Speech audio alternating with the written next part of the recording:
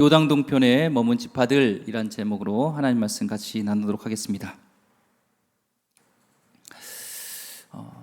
이스라엘 12지파를 이제 하나님이 약속의 땅에 이제 머물게 하시죠. 땅을 주시죠. 그래서 인원수에 따라서 또 땅을 넓게 주는 지파가 있고, 또 어느 곳에 땅을 분배받는 것은 또 제외를 뽑아서 하나님의 주권적으로 주시기로 합니다. 오늘은 이제 요단 동편 쪽에, 약속의 땅은 아닙니다. 요단 동편 쪽에 머물게 되는 그 루벤, 갓, 또 므낫세 반지파가 있는데, 그들이 머물게 된 그 배경에 대한 것들, 또 그 속에서 우리가 깨닫는 또 하나님의 주시는 귀한 말씀이 있습니다. 한번 같이 나누려고 하도록 하겠습니다. 이제 가나안 땅을 눈앞에 둔 그런 상황 속에서 또 예상치 못한 일이 터지게 되죠. 그게 이제 머물겠다는 내용인데요. 1절부터 5절까지 말씀 한번 보겠습니다. 루벤 자손과 갓 자손은 심히 많은 가축대를 가졌더라. 그들이 야셀 땅과 길르앗 땅을 본즉 그곳은 목축할 만한 장소인지라. 갓 자손과 루벤 자손이 와서 모세와 제사장 엘르아살과 회중 지휘관들에게 말하여 이르되 아다롯과 디본과 야셀과 니므라와 헤스본과 엘랄레와 스밤과 느보와 부온 곧 여호와께서 이스라엘 회중 앞에서 쳐서 멸하신 땅은 목축할 만한 장소요 당신의 종들에게는 가축이 있나이다. 또 이르되 우리가 만일 당신에게 은혜를 입었으면 이 땅을 당신의 종들에게 그들의 소유로 주시고 우리에게 요단강을 건너지 않게 하소서, 이렇게 요청하죠. 지금 루벤 또 갓 지파가 와서 우리를 요단 동편에 그냥 머물게 해달라 얘기를 하죠. 루벤은 장자 지파고 갓은 그 장자 지파의 옆에 있었던, 같이 있었던 그런 지파입니다. 특징은 두 지파가 굉장히 전투력이 강하다. 전쟁에 특화된 잘 싸우는 그런 용감한 지파들이었습니다. 특히 갓 지파는 용맹한 병사들이 포진되어 있던 지파였습니다. 근데 그 두 지파의 특징이 또 뭐가 있냐면 가축이 떼가 많은 거예요. 가축대가. 애굽에서 나올 때 가축대를 데리고 나왔죠. 그것도 있지만 이제 전쟁을 통해서 또 여기까지 오기까지 특별히 이제 전쟁 속에서 그 전리품으로 얻은, 저들이 용맹하다 보니까 적극적으로 싸우고 또 공적이 크니까 많은 전리품을 얻게 된 거예요. 가축대가 많은 것이죠. 그러니까 우리는 가축대가 많고, 그러니까 길르앗 쪽, 길락, 또 야셋, 요단 동편에 머물겠다, 요단강을 건너지 않겠다, 우리는 정복 전쟁 치르지 않겠습니다, 약속의 땅 가지 않겠습니다 합니다. 왜 갑자기 이 중요한 시점에 같이 가서 정복 전쟁을 해도 지금 현찮은데 왜 이들은 여기서 머물게 해달라고 요구를 할까요? 원래 이스라엘 백성들은 유목민이었고 가축대가 많았던 것이 문제가 됩니다. 가축대가 많다 보니까 이동하기도 어렵고, 그런데 지금 이곳은 요단 동편은 기름지고 여러 가지 올리브라든지 포도라든지 열매도 많고 또 초원지대이기 때문에 가축대를 먹이기에 좋은 거예요. 참 아이러니컬한데 하나님이 은혜를 주셔서 전쟁에서 승리하게 하셨고, 저들이 능력이 좋아서 이긴 게 아니잖아요. 하나님의 은혜로, 하나님 함께 하심으로 전쟁에 이겨서 많은 전리품으로 가축대를 얻게 된 건데, 하나님의 은혜로 부해졌는데 그게 오히려 하나님의 약속에 가지 못하는, 약속의 장소까지 가지 못하게 되는 걸림돌이 된다는 것을 우리가 보게 됩니다. 소유가 많아지니까 오히려 명령에 순종하기 어려워요. 우리 예수님께서는 우리에게 좁은 문으로 가라고 그러죠. 좁은 문으로 가라고 합니다. 그러기 위해서는 가진 것을 내려놔야 돼요. 이 문이 좁아요. 그래서 몸뚱아리 하나 들어가기도 어려워요. 많은 것을 가지고는 들어갈 수 없는데, 예수님께서는 또한 부자가 이 하늘나라 가는 것이 낙타가 바늘귀에 들어가는 것만큼 어렵다라는 얘기를 합니다. 그것은 주님이 못 들어가게 하는 것이 아니라 그런 욕심 때문에, 나의 가진 것들 때문에 그것을 못 내려놓기 때문에 하나님의 명령에, 하나님의 뜻에 순종하기가 어렵다라는 것을, 하나님을 붙들기에, 하나님께 나가기에 그 모든 것들이 어렵다라는 것을 얘기하는 것이죠. 지금 이 루벤과 갓 지파가 그런 상황에 있습니다. 1절에 보니까 야셀 땅과 길앗 땅을 본즉 그곳은 목축할 만한 장소인지라. 그렇죠. 한번 지도를 보면요, 저 지역입니다. 지금 이렇게 표시되어 있죠. 길르앗이라고 보이고 밑에 야셀 지역이었어요. 요단 동편, 요단강이 가운데 있고 요단강 동편 쪽에 저쪽이 좋은 지역입니다. 자기네들 많은 그 가축대를 어떻게 잘 키울까라는 생각했는데 여기가 딱 좋은 거예요. 그러니까 여기서 머물러야겠다라는 생각을 합니다. 저들의 오랜 광야 생활 속에서 지쳐 있는데 초원, 기름지고 물도 있고 또 포도도 잘 나는 이런 곳을 보니까 저희는 여기가 적합한 땅이라고 생각합니다. 우리는 무엇을 보는가도 중요하지만 그 이상으로 중요한 것은 어떤 눈으로 보는가가 중요하죠. 이들에게 가장 중요한 관심사는 눈에 있는 하나의 그런 중요한 것은 가축들을 잘 키우는 것, 이것만 봅니다.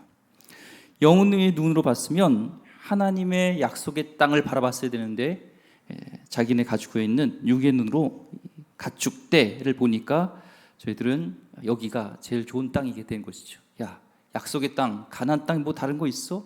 그냥 살기 좋은 땅이 약속의 땅이지. 그냥 여기가 가나안 땅으로 하자 하고 머물려고 하는 겁니다. 우리는 이제 이사할 때 어떤 관점으로 보느냐 이런 것도 중요하겠죠. 아이를 데리고 이사할 때 거기에 좋은 교회가 있고 내가 믿음 생활하기에 내 하나님을 잘 섬기기에 좋은 곳이냐라기보다 그곳이 학군이 어떻냐, 부동산 시세가 어떤가라는 것들을 많이 따지는 분들이 있죠. 지금 이 르벤과 갓지파가 그런 것과 같습니다. 다른 지파들은 약속의 땅에 들어가겠다는 일념하에서 지금 전진하고 있는데 지금 그들은 상대적으로 적게 가졌죠. 가진 게 없죠. 그러다 보니까 약속의 땅을 바라보면서 앞으로 가길 원하는데 이들은 가진 게 많이 있다 보니까 오히려 약속의 땅에 가지 못하는 그 모습을 보게 됩니다. 결정적일 때 잘못된 결정을 하는 사람들이 되는 것이죠. 창세기 보면은 13장에 보면 비슷한 사람이 나옵니다. 아브라함의 조카 롯이라는 사람이 있는데 젊고 수단이 좋아서 가축대가 점점 불어나는 거예요. 재산이 많아지니까 종들이 서로 다 아브라함의 종들과 롯의 종들이 다툼이 있다 보니까 같이 있기가 어려운 상황에 있었습니다. 그때 아브라함은 제안을 하죠. 백주십을 주면서 너가 좌하면 넌 우하고 우하면 좌하리라. 너가 선택하는 곳에 나는 다른 곳을 선택했다. 되게 선택권을 다 줘버립니다. 얌체 같던 이 롯이요, 기도하고 결정하는 것이 아니라 보니까 부동산 시세가 높은 곳, 자기의 가축을 키우기에 좋은 곳, 그래서 에덴 동산 같고 이런 것, 좋은 것을 눈에 볼 때 거기도 욕심을 두어서 그 땅을 선택하게 됩니다. 욕심에 가득한 눈으로 보니까 외형적인 조건만 보는 거예요. 근데 이 롯은 쉽게 아브라함을 떠나서는 안 됐죠. 자기가 그렇게 재산이 불리고 가축대가 이렇게 잘 자라서 커진 것은 다 아브라함을 통한 하나님의 손이 함께함으로 그 축복의 통로를 통해서 자기가 복을 받고 자기가 그렇게 된 건데 그거를 몰랐어요. 외형적인 조건을 보면서 믿음의 눈을 보지 않고 아브라함을 이제는 헌신자처럼 버렸어요. 자기가 하나님의 손이 그와 함께함으로 해서 자기도 그 콩고물을 먹은 건데 그건 생각하지 않고 좋은 땅만 선택하면서 가게 됩니다. 그 아브라함을 떠나는 순간부터 롯의 인생은 비참해지게 되잖아요. 마찬가지로 이 르우벤과 갓지파도 지금 그런 실수를 반복하고 있습니다. 자기 지파만 그런 초원 같은 동화 같은 초원 집에서 머물면서 잘 살겠다라는 생각입니다. 이들은 이스라엘 민족을 떠나면 안 돼요. 공동체, 하나님의 약속, 하나님의 손이 함께하고 하나님이 동행하는 이스라엘 공동체에 있음으로 인하여서 자기들이 복을 받고 자기들이 가축대도 많아진 거고 이런 것인데 그걸 모르는 것이죠. 하나님이 지금 누구와 동행하고 있는지, 이스라엘 민족과 동행하고 있는 것, 지금은 초라해 보이고 아직 땅이 없지만 가난한 것 같지만 하나님의 손이 함께하고 있는 그 공동체를 떠나서는 안 됐었죠. 그냥 이제는 요단 동편에 기름진 곳에 취해서 머물려 합니다. 이 얘기를 듣고요, 이들의 생각을 듣고 모세는 불같이 화를 내죠. 6절 말씀 보니까 모세가 갓 자손과 르벤 자손에게 이르되 너희 형제들은 싸우러 가거늘 너희는 여기 앉아 있고자 하느냐. 현실에 안주하려는 이 두 자손을, 두 민족을, 두 지파를 지금 막 지적합니다. 다른 지파들은 지금 약속의 땅을 향해서 믿음의 경주를 하고 있는데 너희들은 여기가 좋사오니 하면서 현실에 안주해서 여기 머물려 하느냐라는 거예요. 그들의 말은 이렇게 들렸겠죠. 우린 가축대가 참 많습니다. 그런데 어떻게 합니까? 가축대를 돌봐야 되는데 그 가축대를 인도하기도 참 어렵고 멀리 가기도 힘들고 더 이상 갈 필요도 없이 여기가 좋지 않겠습니까? 여기가 좋습니다. 얘기하는 것이죠. 그들이 많은 때를 버리고서라도 약속의 땅으로 가야겠다고 해야 되는데 하나님이 주시는 축복이 얼마나 큰지 가늠해 보지 못했어요. 약속의 땅의 밖에 있는 곳은 이 하나님의 통치권 밖에 있는 것인데 그는 인간적인 축복이 너무나 탁월하고 좋다 생각해서 하나님이 주시는 그 은혜와 축복과는 비교할 수 없는데 지금 거기에 심취되어 있는 것을 보게 됩니다. 모세는 둘째로 다른 형제들을 생각하지 않는 이기적인 모습을 또 책망하죠. 6절 너희 형제들은 싸우려 하거늘 너희는 여기 앉아 있고자 하느냐. 지금 이스라엘 공동체와 함께 싸우고 함께 나눠 먹어야 되는데 그리고 지금까지 그렇게 40년 동안 그렇게 같이 살아왔는데 지금 진짜 공동체 운명을 앞둔 시점에서 다른 지파는 어떻게든 상관없이 우리 지파만 살겠다는 그 이기적인 선택을 통하여서 미칠 그 이스라엘 민족 전체의 악영향을 지금 생각하는 겁니다. 7절 말씀에 너희가 어찌하여 이스라엘 자손에게 낙심하게 하여서 여호와께서 그들에게 주신 땅으로 건너갈 수 없게 하려 하느냐. 왜 사기를 떨어뜨린다는 거예요. 그렇죠. 다들 앞을 향해서 이제 가야 되는데 우리는 안 갈 거예요. 우리는 머물 거예요. 전력도 손실되고 이런 모습을 보니까 가기 싫은 거죠. 이 행동은 40년 전 이 가네스 바네에서 했던 믿음 없었던 그 정탐꾼들 10명의 정탐꾼을 통하여서 백성들이 낙심되어지고 그 땅은 갈 수 있습니다. 정복할 수 있습니다. 하나님 약속으로 주신 땅입니다. 그 마음이 오히려 낙심되게 된 거가 똑같다 얘기를 합니다. 8절 9절 말씀이죠. 너희 조상들도 내가 가데스 바네에서 그 땅을 보라고 보냈을 때 그리하였었나니 그들이 에슬골 골짜기에 올라가서 그 땅을 보고 이스라엘 자손을 낙심하게 하여서 여호와께서 그들에게 주신 땅으로 갈 수 없게 하였었느니라. 그 당시 그 부정적인 생각을 가졌던 그들로 인하여서 낙심하게 되고 약속의 땅으로 갈 것을 이렇게 용기를 잃어버렸게 되겠죠.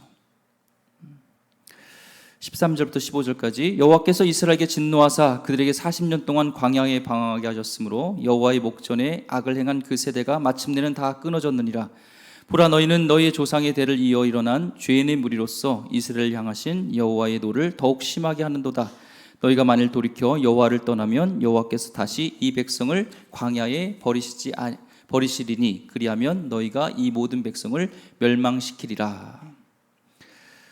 지금 이 시점 욕심에 눈먼 너희들 때문에 약속 땅에 들어갈 정복 전쟁을 안 하고 주저앉게 되었다라는 얘기를 합니다.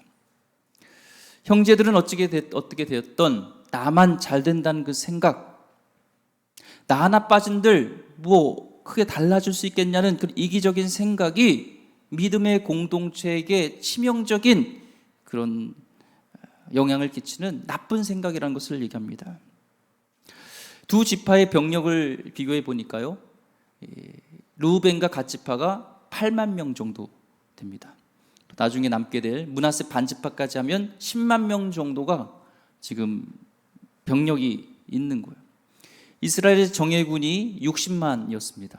그 중에서 10만이 빠질 수 있는 그런 상황이죠. 가나안에 가면은 곳곳에 견고한 요새를 가지는 그런 가나안 백성들이 있었습니다.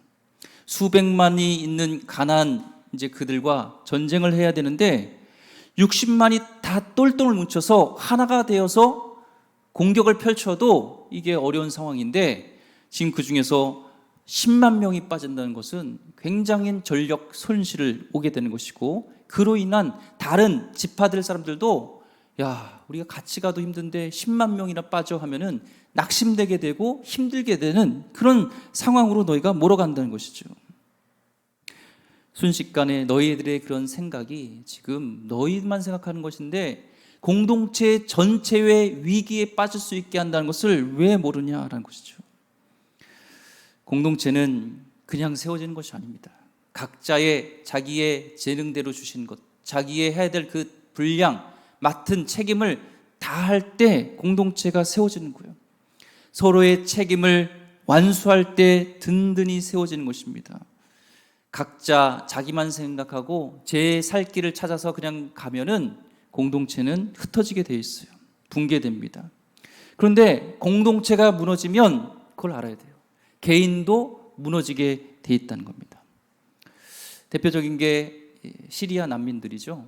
시리아 난민들을 보면요, 나라가 무너지니까, 공동체가 무너지니까 국민들도 흩어지게 돼 있습니다.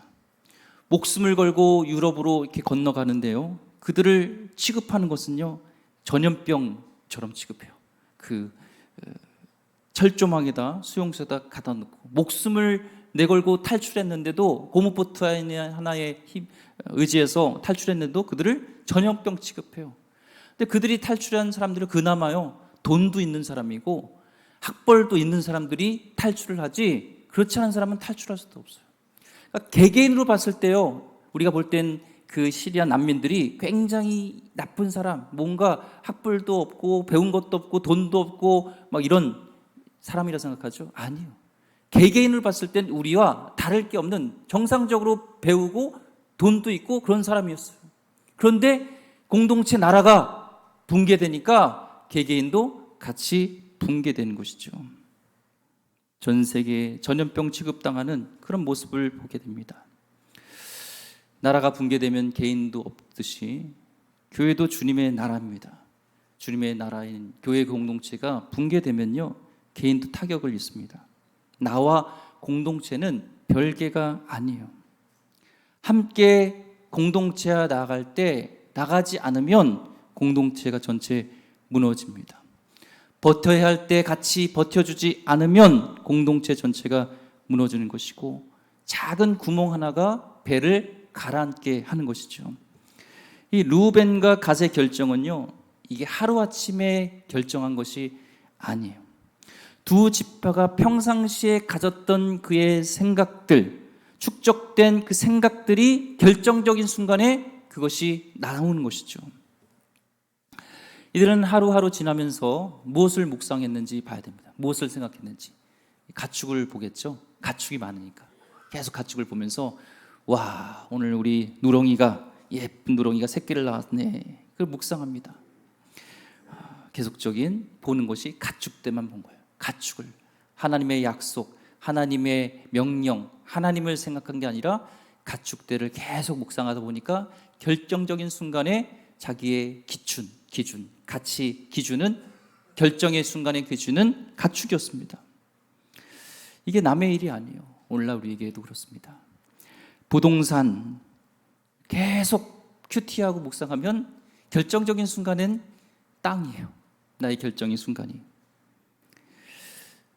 부동산 시세가 어떻게 되는가 매일매일 그것을 묵상하게 됩니다.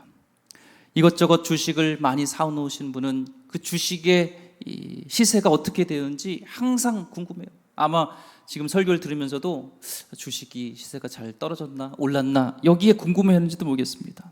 내 재물이 있는 곳에 마음이 있는 것처럼 내가 가장 생각하는 곳에, 그곳에 마음이 있는 것이죠. 날마다 우리는 시선을 붙들어 매고, 우리는 그래서 결정적인 그 시선을 통하여서 결정적인 우리가 결정을 할 때 그 기준이 됩니다. 우리 인생의 방향을 좌지우지할 수 있는 것이 우리가 시선이 어디에 우리가 고정되고 있는가, 날마다 묵상하고 큐티하고 있는 것이 무엇인가가 그게 우리의 인생의 방향을 좌지우지합니다. 평소에 하나님의 말씀이 우리에게 그런 결정적인 기준이 되길 원합니다. 하나님 말씀이 아닌 다른 것을 너무 애착심을 갖게 되면, 너무 열심히 그것을 바라보면 그것이 프레임이 되어서 하나님의 생각을 해야 될 때 우리의 기준은, 가치 기준은 물질이 됩니다. 그리고 그것이 나의 인생의 방향을 결정할 때 가장 결정적인 기준이 된다는 것이죠.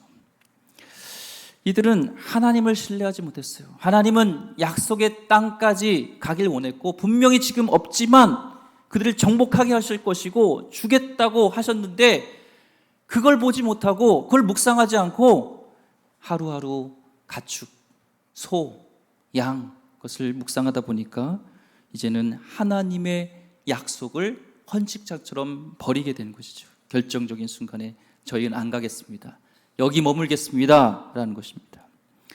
항상 우리는 어디에 우리의 시선을 둘지 결정해야 됩니다.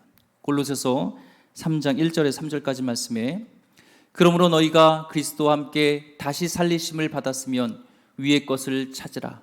거기에는 그리스도께서 하나님 우편에 앉아 계시느니라. 위의 것을 생각하고 땅의 것을 생각하지 말라. 이는 너희가 죽었고 너희 생명이 그리스도와 함께 하나님 안에 감추어졌습니다. 위의 것을 찾으라, 위의 것을 생각하라 라고 합니다. 위의 것을 찾으라 할 때 set your mind라고 영어로 되어 있어. 너의 마음을 거기에 붙들어 매라는 거야. 너의 마음을 앞정으로 딱 하늘의 것으로, 하나님의 생각으로 고정해야지, 아니면 땅의 것을, 멸망할 것에 우리는 거기에 기준을 두게 된다는 것입니다. 시도 때도 없이 우리는 약속의 말씀을 생각해야 됩니다. 내 입술의 모든 말과 마음의 묵상이 항상 주께 연락되기 위해서 하나님의 생각, 하나님의 말씀에 붙들어 매였을 때 현실 속에서 우리는 타협하지 않고 하나님의 약속을 붙들고 앞으로 나가게 되는 것이죠. 모세는 이 두 지파에 불같이 화를 냅니다. 두 지파가 좀 황당하게, 당황하게 됐죠. 그래서 다시 돌아가서 비상 대책 회의를 열고 타협안을 가지고 이제 모세한테 다시 찾아오게 됩니다. 16절부터 19절까지 말씀 보겠습니다. 그들이 모세에게 가까이 나와 이르되, 우리가 이곳에 우리 가축을 위하여 우리를 짓고 우리 어린아이들을 위하여 성읍을 건축하고 이 땅에 원룸이 있으므로 우리 어린아이들을 그 견고한 성읍에 거주하게 한 후에 우리는 무장하고 이스라엘 자손을 그곳으로 인도하기까지 그들이 앞에서 가고 이스라엘 자손이 각기 기업을 받기까지 우리 집으로 돌아오지 아니하게 하였사오며, 우리는 요단 이쪽 곧 동쪽에서 기업을 받았사오니 그들과 함께 요단 저쪽에서는 기업을 받지 아니하겠나이다. 수정안을 가지고 다시 옵니다. 좀 진작 그랬으면 좋았을 텐데 요약하면 세 가지예요. 첫째는 여자와 어린아이를 위해서 요단 동편에 성읍을 건축해서 그들을 남겨놓고, 둘째, 이제 자신들, 장정들은 무장해가지고 이스라엘 함과 무장해서 요단강을 건너서 같이 싸우겠다는 겁니다. 그것도 최선봉에, 원래 르우벤과 갓은 최선봉이 아니었어요. 그런데 최선봉에 서서 전쟁이 끝날 때까지, 정복 전쟁이 끝날 때까지 자기들은 다시 요단 동편으로 돌아가지 않고 싸우겠다는 것이고, 마지막 세 번째는 이미 요단 동편에서 자신은 땅을 차지했기 때문에, 기업으로 받았기 때문에 요단 서편 약속의 땅에서는 우리가 이 점령한 땅은 한 평도 받지 않겠다라는 것이죠. 이제는 다른 지파도 충분히 배려하는 그 모습을 보게 됩니다. 이제 이 요구안을 받아들이고 또 39절 42절 읽지는 않았지만 므낫세 반 지파도 같이 요단 동편의 일부를 주어서 결국에 요단 동편에 남는 지파가 이제는 루벤, 갓, 그다음에 므낫세 반 지파 이렇게 남게 됩니다. 모세가 21절부터 23절 보니까 너희가 다 무장하고 여호와 앞에서 요단을 건너가서 여호와께서 그의 원수를 자기 앞에서 쫓아내시고 그 땅이 여호와 앞에서 복종하게 하시기까지 싸우면 여호와 앞에서나 이스라엘 앞에서나 무죄하여 돌아오겠고 이 땅은 여호와 앞에서 너희의 소유가 되리라마는 너희가 만일 그같이 아니하면 여호와께 범죄함이니 너희 죄가 반드시 너희를 찾아낼 줄 알라. 너희가 그렇게 약속한 것에 대해서 이제 계속적으로 지켜야 될 것을 다짐시키면서 뭐라고 얘기를 하면 평소와 다르게 여호와 앞에서라고 얘기를 해요. 계속 너희들이 약속한 거 지금 여호와 앞에서다, 여호와 앞에서다 하면서 연거푸 반복한 것은 인간적인 생각보다 하나님 생각하지 않은 이들에게 계속 하나님 약속을 생각해야 된다, 너 지금 하나님과 약속한 것이다 라는 것을 생각 틀에 하나님을 초대해야 하는 것, 하나님이 있음을 인식해야 된다는 것을 계속 말씀하면서 여호와 앞에서라는 단어를 5번 사용합니다. 한번 돌아봤으면 좋겠어요. 만일 이들이 그냥 머물려고 하지 않고 요단 서편까지 가서 약속의 땅에 가서 정복전쟁에 같이 참여했다면, 하나님이 정말 이들이 요단 동편에 머무는 것이 가장 이상적이고 좋았다면 하나님이 그들에게 제비 뽑아서 요단 동편을 주셨겠죠. 그 땅을 줄 것을 믿고 하나님이 내가 선택하지 않아도 하나님이 내 인생의 약속대로 신뢰하고 나아갈 때 가장 좋은 길로 인도하는 것을 믿고 나가야 되는데, 저들은 그러지 않았습니다. 이로 인해서 오히려 이스라엘 공동체를 와해시키고 찢기고 위기에 봉착하게 되는, 수정안을 가져가지 않았으면 이스라엘 공동체가 전체가 흔들 수 있는 그런 상황이었고요. 실제로 우리가 말씀을 보면 원래 10만이라고 했잖아요. 이 루벤, 갓지파, 므낫세 반지파의 병력이 10만이에요. 10만이 같이 가야 되는데 10만이 다 가지 않고 4만만 갑니다. 6만은 요단 동편에 남아 있어요. 왜 그랬을까요? 거기 처자식들 있고 또 가축을 돌보고 치어야 될 사람들이 필요해서 6만 명은 남기고 약속과 다르게 4만 명만 이제 저들과 같이 참석해서 전쟁에 참여하게 됩니다. 하나님의 자녀들은 반드시 하나님의 약속 안에서 이루어져야 합니다. 꿈을 이루기 위해 아버지 집을 탕자처럼 뛰쳐나가면 안 됩니다. 탕자가 아버지를 벗어나면 뭔가 내 꿈을 더 펼칠 수 있을 거라 생각했는데 오히려 아버지를 떠났을 때 그의 꿈은 깨어지고 그의 인생은 비참하게 끝나게 됩니다. 아무리 조건이 좋다고 해도 하나님이 주시지 않은, 하나님이 허락하지 않은 것에 대해 욕심을 내면 안 됩니다. 훗날 이 이스라엘 두 지파, 특별히 루벤과 이 갓 지파가요, 결국에는 고생해서 그 이스라엘 동편을 일구게 되는데, 결국에는 하나님이 축복 안에서 벗어나게 통하여서 이제는 저들은 고생하면서 어려움을 당하게 됩니다. 하나님의 보호 밖에서 저희들은 벗어났기 때문에 그런 거죠. 공동체를 떠난. 사진 두 번째를 보면요, 두 가지 문제가 있습니다. 가나안 동편에 이제 머물게 되니까 예루살렘으로부터 멀어지게 돼요. 예배하고 나갔던 하나님과 멀어지게 되고, 하나님이 또 사용했던 말씀을 전하고 그들을 인도했던 여호수아로부터 이제는 멀어지게 됩니다. 그러다 보니까 저희는 결국에는 우상 숭배와 타락하게 되는 게, 가장 먼저 타락하고 우상 숭배로 빠진 것이 바로 이 요단 동편에 머물렀던 이 지파들이에요. 이거를 몰랐던 것이죠. 또한 내가 좋은 땅은요, 남들도 좋아요. 저기 기름지고 좋으니까 지역에 많은 이방족 속했던 아랍, 암몬, 모압 계속 끊임없이 시도 때도 없이 침입을 해서 저들을 공격하고, 결국에는 이제 아시리아가 일어나서 이스라엘 칠 때 제일 먼저 공격당해서 멸망하는 곳이 바로 이 요단 동편 이 지역입니다. 약속의 땅 안에 있었으면 하나님의 보호심에 있었을 텐데, 약속의 땅 밖에 있음으로 인하여서 저희는 이제는 하나님의 그런 보호하심 밖에 있어서 스스로 자신을 보호해야 되는 그런 어려움을 당하게 되죠. C.S. 루이스는 이런 말을 했습니다. 하늘의 것을 목적을 두면 하늘과 땅을 다 얻을 것이지만 땅의 것을 목적에 두면 땅과 하늘을 다 잃게 될 것이다. 나의 성공과 공동체의 성공은 서로 연결되어 있다는 것을 우리가 보게 됩니다. 구약 성경에서 계속적으로 나오는 말씀이 뭐냐면 기도하라는 건데 예루살렘의 평안을 위해서 기도하라가 나옵니다. 너희 가정을 위해서 기도하라기보다 예루살렘의 평안을 위해서 기도하라 이게 나와요. 시편 122편 6절에 나와 있죠. 이 말씀, 비슷한 말씀이 계속 있습니다. 예루살렘을 위하여 평안을 구하라.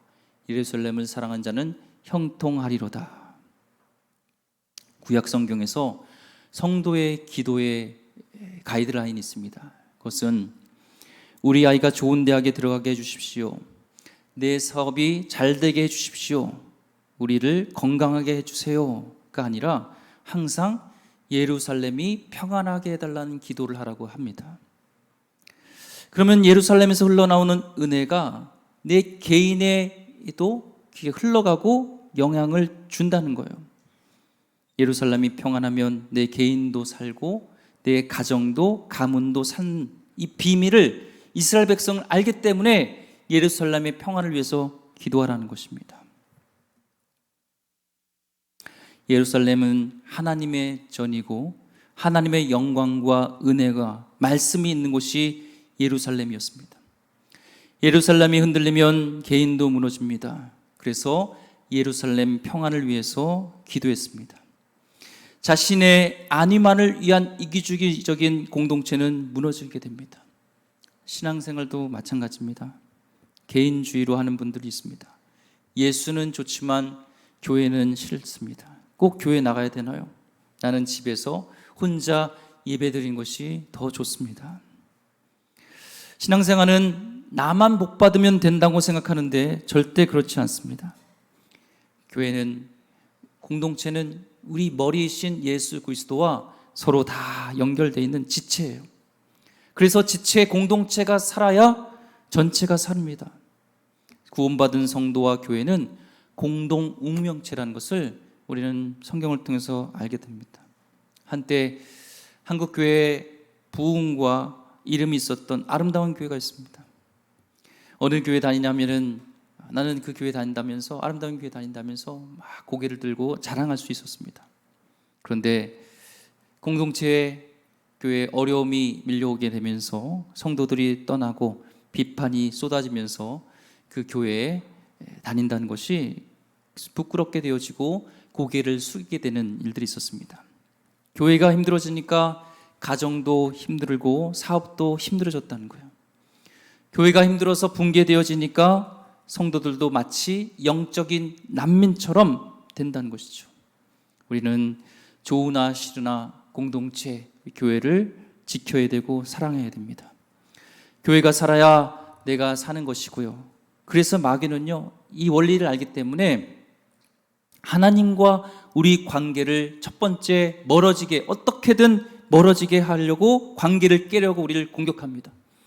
두 번째, 사단은 어떻게든 교회에서 상처받고 시험 들게 해서 교회 공동체를 싫어하고 미워하고 떠나게 하는 것이 이 사단의 배후 세력이 있다는 것을 우리는 알아야 됩니다. 이 세상에 완전한 교회가 있을까요? 이 세상에는 완전한 교회는 없습니다.